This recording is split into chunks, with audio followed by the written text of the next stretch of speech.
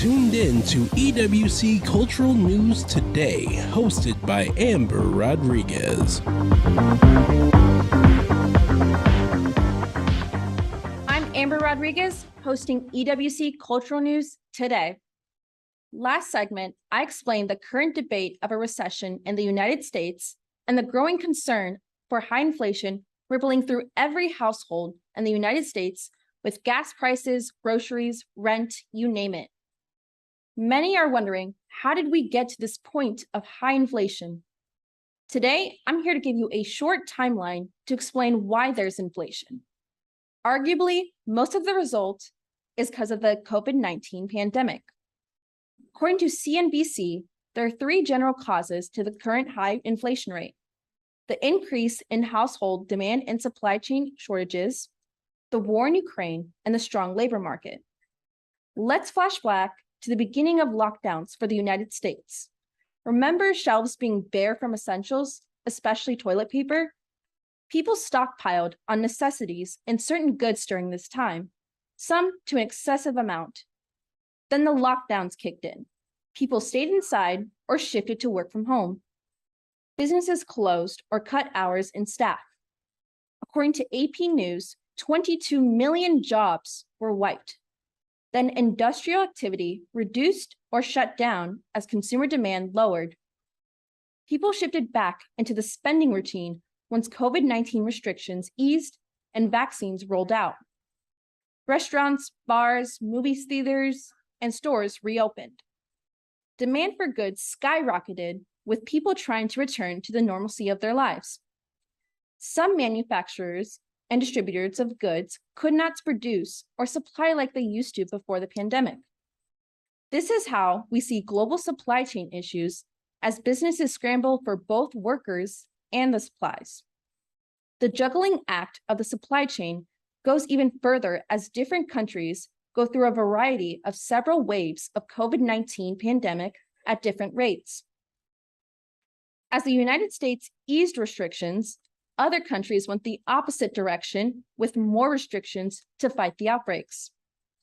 China plays a significant role in global manufacturing. Shanghai faced a severe COVID-19 outbreak in March of this year. In response, China prioritized reducing infection numbers by enacting a zero-COVID strategy.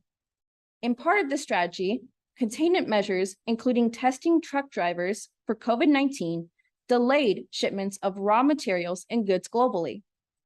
On top of these delayed shipments, the US faced its own struggles with the low number of truckers.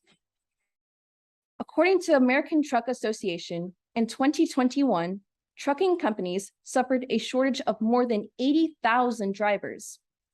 Additionally, Russia's invasion of Ukraine weighed heavily on inflation for food, energy, gas, and commodity prices for the United States.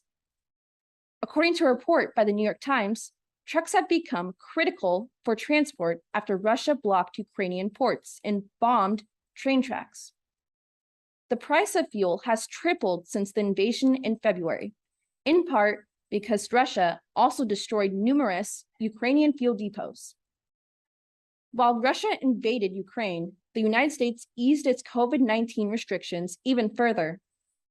Over this summer, many people returned to the pre-COVID work rhythm. According to AP News, the US added 528,000 jobs in July, which officially marked the recovery of all 22 million jobs lost in the US from March and April of 2020. A strong labor market does contradict the idea of the debate of a recession. However, other factors beyond trucker shortages, China's COVID policies, Russia's invasion in Ukraine, and high consumer demand have come into play with our current economic standing of inflation and an unofficial recession. The start of the COVID-19 pandemic is arguably the main trigger for the domino effect of these issues affecting the US economy and global supply. In the next segment, I will update you on any changes to the current status of our economy involving inflation and the unofficial recession.